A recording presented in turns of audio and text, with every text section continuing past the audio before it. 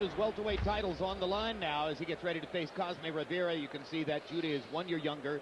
He has a 6-inch height deficit. Cosme Rivera 6 inches taller. And yet Rivera's arms are only a ½ inch longer when measured from the armpit to the end of the fist. They both weighed in under the 147-pound limit, and neither has put on a great deal of weight in the overnight period before the fight. In fact, it's quite unusual to see Cosme Rivera, particularly at 6'1", weighing in at 146 and coming into the ring at only 147.5. Normally, we would see a fighter put on at least 6-8 pounds in water weight overnight. This demonstrates probably that he didn't have any difficulty making weight whatsoever. Skinny guy. Rules of the bout with our unofficial ringside scorer, Harold Letterman. The ZabJudah Cosme Rivera fight is scheduled for 12 rounds using the unified rules that you see on your screen. Jim, real quick, the 4 points that the judges will use to score each individual round: clean punching, effective aggressiveness, ring generalship, and defense with a strong emphasis on clean, effective punching. Jim. All right, thank you very much. Here's a look at Cosme Rivera, who has not had a busy career recently. Of those 3 fights in the last couple of years, probably the most significant was a knockout of Hercules Cabellos here in Las Vegas a year ago. And it is off of that fight that he bolts now to this title shot, having been ranked #1 by a governing body despite already having 7 losses in his career. Which points up how shallow the pool of top welterweights really is today. Since the best welterweights of recent times, De La Hoya, Mosley, Vernon Forrest, are no longer active in this division. Although, obviously, Mosley has now moved back down to the division from junior middleweight. Rivera lost a 12-round decision to Diabeles Hurtado, the Cuban defector whom you've seen a few times on HBO. He almost knocked out Pernell Whitaker before Whitaker defeated him and managed to hold on to his date with Oscar De La Hoya for a lot of money. And then later Hurtado had a tumultuous fight with Costa Zoo. And here comes ZabJudah, first defense of the welterweight titles that he won with his brilliant performance against Corey Spinks on Feb 5 before 22,000 plus fans in St. Louis.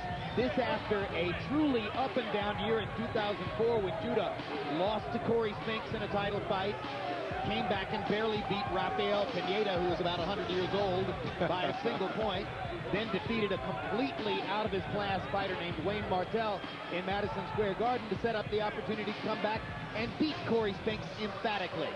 So he's at the top of his game right now. Well, and all of that, Jim, after he was knocked out in 2 rounds by Costa Zoo at 140 pounds.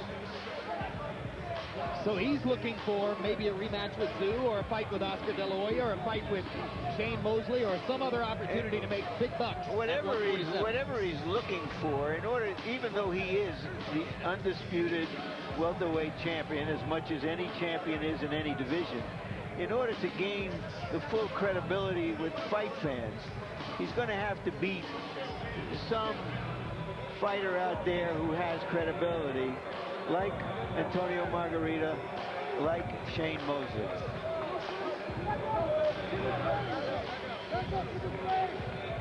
ZabJudah, some key wins: knockout of Millette, win over Mickey Ward, TKO Spinks. Might have been his best all-around performance, and that was, of course, his last fight. He almost made the United States Olympic team in 1996, but was beaten in the trials in a tremendous upset by David Diaz. And now let's go to Michael Buffer for the official intros. Well, ladies and gentlemen, here at the MGM Grand, Don King Productions, in association with HBO Pay-Per-View, the MGM Grand, and the motion picture Cinderella Man, starring Russell Crowe and Renee Zellweger, directed by Ron Howard, in theaters everywhere June 3rd, are proud to present the co-feature of the evening, an undisputed World Championship bout. This bout is sanctioned by the Nevada State Athletic Commission and the IBF, the WBA, and the WBC. The three judges at ringside scoring this contest will be Bert Clements, Chuck Jampa, and Paul Smith. And when the bell rings, the man in charge of the action inside the ring, working in a world title bout for the 168th time, your referee, Joe Cortez. And now, from the MGM Grand of Las Vegas, 12 rounds of boxing for the undisputed welterweight championship of the world. Introducing first, fighting out of the blue corner, wearing white, red, and green. Official weight, 146 pounds. Professional record, 28 victories, including 21 knockouts, with 7 defeats and 2 bouts even. From Culiacan, Sinaloa, Mexico, the IBF #1 ranked welterweight challenger in the world, Cosme Chino Rivera.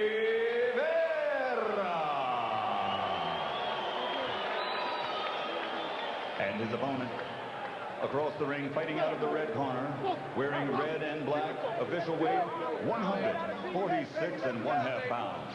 Professional record, 33 victories, including 24 knockouts, with only 2 defeats. From Brooklyn, New York, the 3-time world champion, the reigning, defending, undisputed welterweight champion of the world, ZabJudah.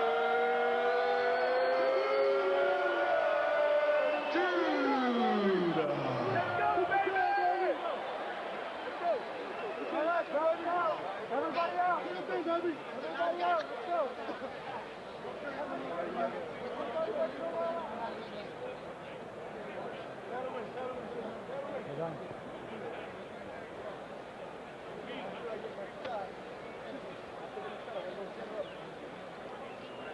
Okay, Rivera.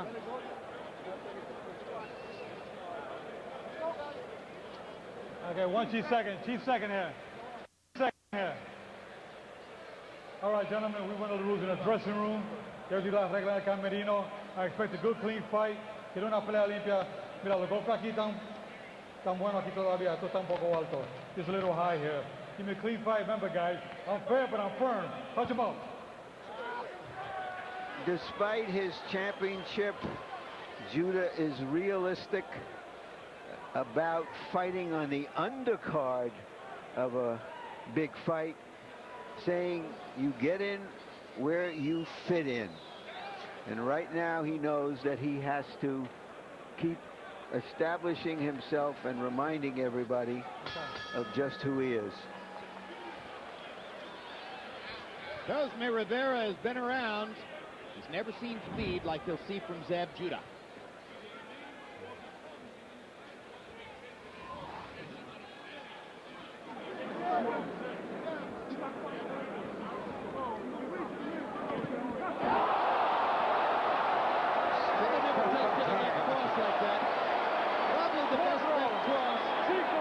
Rivera has ever tasted. Yes, it will.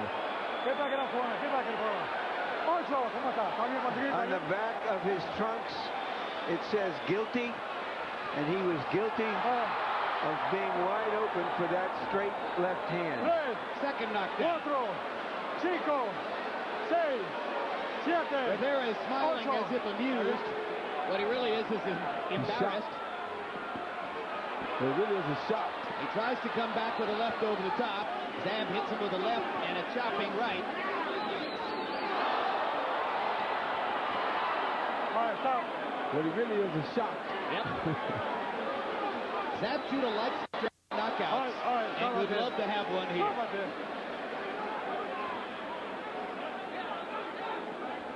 Rivera seems to have his faculties. The question is whether he has his reflexes.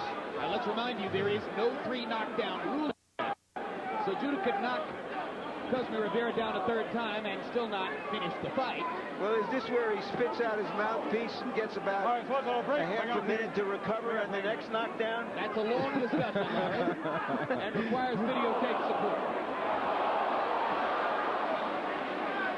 Judah seems almost amused by how easy it is to strafe Rivera with power shots. Yeah, but you got to be careful because Rivera's throwing some real deadly shots back at him. Absolutely.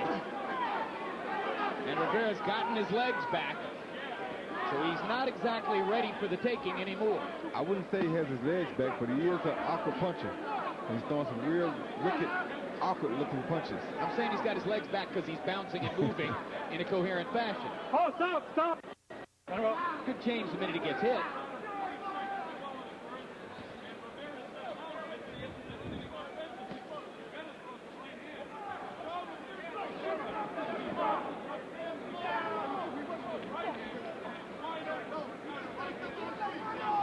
The story goes that prior to his fight against Corey Spinks in St. Louis Bet 5, Judah's father and lifelong trainer and former world kickboxing champion Yoel Judah took Zab into the leaky, cracked ceiling, damp inside gym where he started boxing in New York and said, "Is this where you want to spend the rest of your career, or would you like to be in the penthouse?"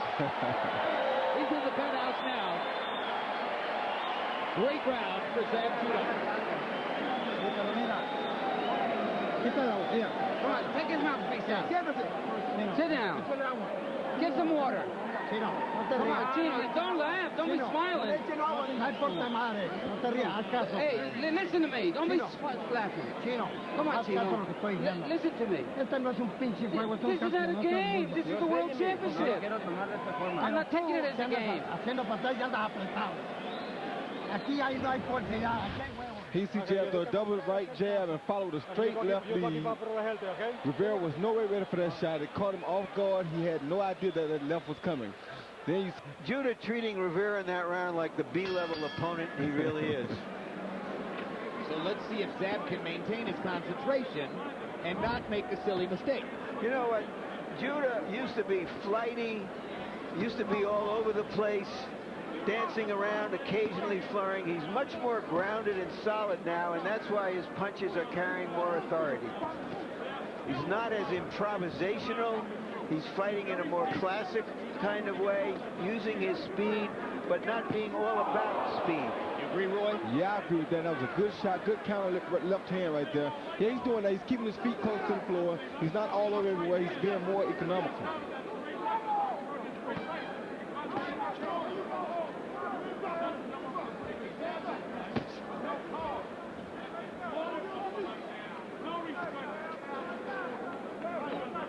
Well, he's gotten Cosme Rivera's attention with those left crosses upstairs, and now Rivera has his hands very high.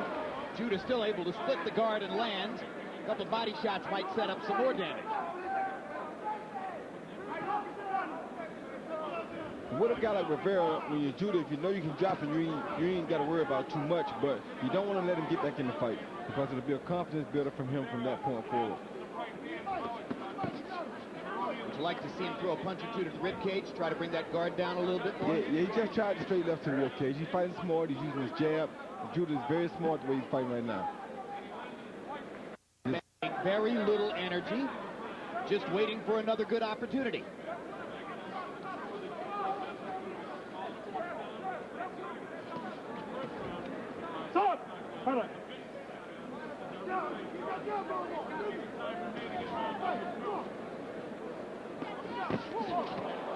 An outclassed Cosme Rivera gets ripped with another left cross across the top, bounces off the ropes back to the middle of the ring.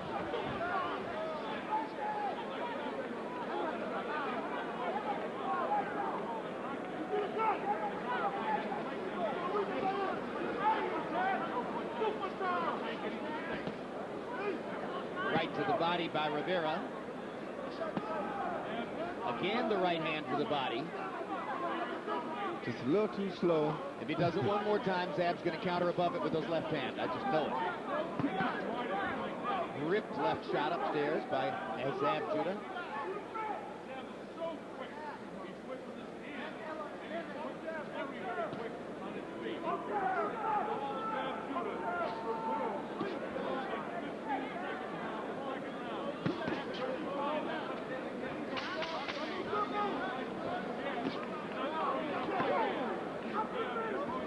the difference in speed is so pronounced.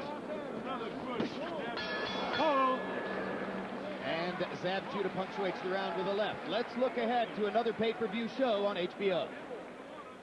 Vicious body shots by Gotti. World champion Arturo Gotti hits with thunderous power. The super quickness of Floyd Mayweather. Two-time world champ Floyd Mayweather strikes like a bolt of lightning.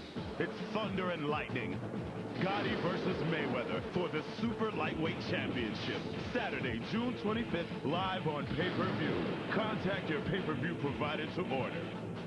When thunder and lightning meet, you better take cover.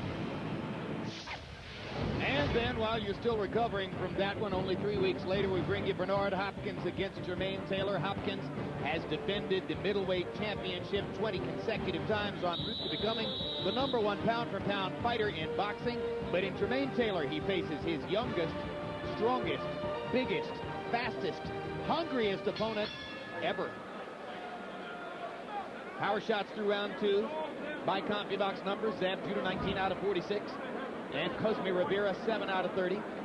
Scores already 20-16 after only 2 rounds on Harold Letterman's card. ZabJudah sort of toying with Rivera in that second round. And Roy Jones points out it's useful to be careful because Rivera is still tall and long and has a chance to maybe land a shot, but by and large, ZabJudah has dominated him with superior hand speed. We just snuck in a little right hand right there, and those are the type of shots I'm talking about. You can't let him start sneaking shots in because he'll get confident and start trying stuff like he did right there. Exactly right. He landed a right hand on Judah's cheek and then hooked a little left to the body. Straight right hand lands for Judah and lands for Cosme Rivera as well.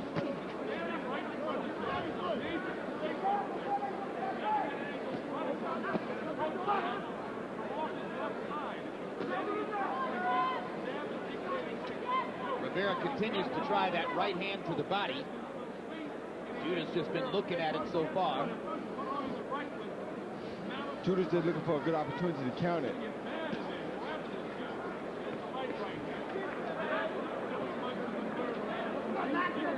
Because when he gets a chance, he'll be countering it with his power hand, his left hand, the hand that set up the 2 knockdowns in the first round. There you go.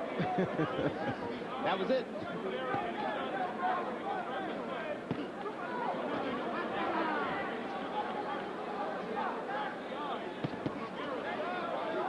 Maybe Roy, in his next stage of development, he'll come back with the right hook after. Uppercut. Oh, what a brilliant uppercut. And Rivera is on clear street again after that major left uppercut shot. Right hook, and he's down. That was a bomb. Rivera has a habit of smiling when you knock him down. He better take that smile off his face. Yeah, that's got to be the end of that. There's no way that he'd be ready to fight again after 8. Just as I was saying, the next stage of development, he'll come back with the right hook. There it was. Yeah. You know, he's such a brilliant fighter and so well-schooled, it's impossible for me to imagine how he didn't make the Olympic team back in 1996. But Jim, he wasn't well-schooled earlier on. He's learned to be a fighter over the years. He was getting by on athletic ability for a long time, I think. And there's a lot of difference in the amateur game and the professional game. The amateur game, you don't have to be powerful and a skillful fighter to be able to sustain victories because you just go out and pity-pat and outsmart people and know how to get the advantage as with the point system goes. So you can outwork people in amateur boxing. As a professional, if you're going to outwork somebody, you're going to truly outwork them. All right, let's take a look at replays from action in this last round, which led to the TKO. He seen counter. He backed off with the right hand with a jab and shot a right uppercut. I mean, left uppercut, which was a beautiful shot, and that pretty much was cameras. Yep. After that, it was just a matter of how was he going to clean up the table. That was the right hook to the head after he had hurt him real bad. He came with a straight left, missed him, and came back behind the left with the right hook and caught him high on the head, and that pretty much finished it. But all of that was because of the uppercut. That was a good right hook right to the top of the head, but that was caused by that right uppercut. Well, from the beginning of the fight forward, he knocked Rivera silly with left crosses. He knocked Rivera silly with an uppercut, and he knocked him silly with a right hook. So almost all the weapons were shown off. Oh, incidentally, a double jab set up that first rate. That's right. That's right. So he showed off everything. How'd you feel tonight, champ? Good. We all feel great. Let's go to Michael Buffer for the official particulars on the TKO. Ladies and gentlemen, the end comes here at the MGM Grand at 2 minutes and 11 seconds of round number 3. The winner by TKO victory and still the undisputed welterweight champion of the world, ZabJudah.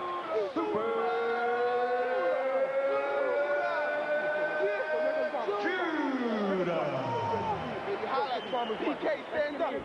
Let's go. That's what we do, baby. ZabJudah closed the show here, landing 11 of 16 power shots in that third round en route to the TKO. So there are the final numbers. Total punches, he lands 23 more and throws 36 more. And power punches, the edge was probably even more significant. Yep, 30 out of 62 to 13 out of 45. He's got a lot of belts. 4 of them, and as a matter of fact. Anybody want them? Oscar, you want some belts? Shane, you want some belts? Costa, you want belts?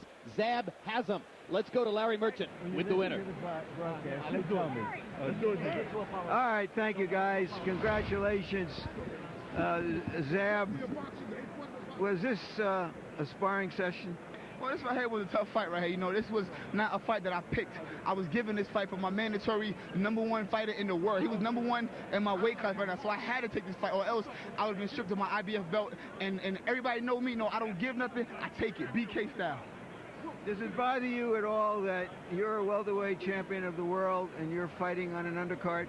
No, I mean, you know what I'm saying? I'm fighting under two of the great fighters in the world right now, Tito, Trinidad, and Winky Wright. You know what I'm saying? It's a privilege for me. I guarantee that you'll never see me fight under nobody else undercard. I'm back. My man Big Don brought me back from the dead, baby. Let's do this. Would you prefer to fight Antonio Margarita or Shane Mosley, guys who have some credibility as welterweights to help to solidify you, not in your belts, but with the fans, as the top welterweight? Well, first of all, I want to thank God, because I forgot that I'm #1 first. I want to thank God. And second of all, I would love to fight De La Hoya, Margarito. Everybody that knows me know that I always ask for these guys. I mean, I've been calling these guys out for years now. You know what I'm saying? And it would be an honor for me to fight any of those guys right there, because I'm going to show you that I'm the best pound-for-pound fighter in the world. Did you leave Shane Mosley out deliberately? I fight Sugar Shane Mosley any day. You know what I'm saying? I mean, I got nothing against Sugar Shane Mosley. I mean, we in a great sport, and one day we got to get it on, and I'd love to fight him too. Congratulations again for an outstanding effort. Thank you. Like, one more thing. I need to apologize to the MGM one more time. I want to thank them for having me back here, and I performed well, and Cosme thing is over now. Let's do it. Thank you. All right. Okay, Don. You want to be interviewed? Let's do an interview. Let's do one. What are you going to do with ZabJudah to burnish his titles? Are you going to put him in with one of the fighters that he named? Put him in with any of them, 2 of them on the same night. You know, when we want Oscar Let's talk about the real one, not 2 of them. Well, Oscar De La Hoya, we want you. Stand up right now. We'll fight you in the next 2-3 months. All right. Whether or not De La Hoya is going to come down to 40, all the way to 47. No, you already said it at 47. But there are 2 guys who are there, Margarito and Mosley. Are they possibilities? Yes, they're great possibilities. We want them both. We take one after the other. Will you match the winner of the main event tonight, Trinidad and Wright, against the winner of Hopkins and Taylor, if you can? Yes, absolutely. We want Hopkins. We want to fight Hopkins immediately if he should be the winner. And if Taylor wins, we certainly would welcome to fight Taylor. Do you believe that even if one of those 2 great fighters, Trinidad or Hopkins, should happen to lose, that there's still so much interest in a rematch that it could still happen? Yes, we are in boxing. We want to fight whoever's there. We want to fight the best. This is the Cinderella Man theme. The coming from behind and to come back and make it. He's the Cinderella Man, and the Tito tonight and Winky Wright will be a Cinderella Man. Let's turn to the heavyweight division tonight. There was a report in the Las Vegas papers today that you lost a multi-million-dollar settlement to Art Palullo, another promoter you had to deal with on Ruiz. are you still going to promote Ruiz? Yes, I'm going to promote Ruiz, and I understand that's what we got, the greatest legal system in the world, and we're going to, that's what the courts of appeals are for, so we'll deal with that in the legal arena. Right now, we're in the boxing arena. And we got a great show coming up on HBO next Saturday night with Layman Brewster and Goliath. Let's talk about one other heavyweight, James Toney. Do you think he's damaged himself as far as his marketability is concerned because of his failing a drug test? I have no comment on James Toney at this particular time. All my focus is on Tito, Trinidad, and Winky Wright. I think they got that Tyson-like buzz here now. Everybody is happy if this fight takes off and does a good fight, then we got boxing back on his feet again. I'm not looking for any negatives right now. I'll talk about that after Layman Brewster fights Andrew Golota in Chicago. We want every fan everywhere to tune in on HBO on that night Thank you, to Don. see that heavyweight fight. Jim,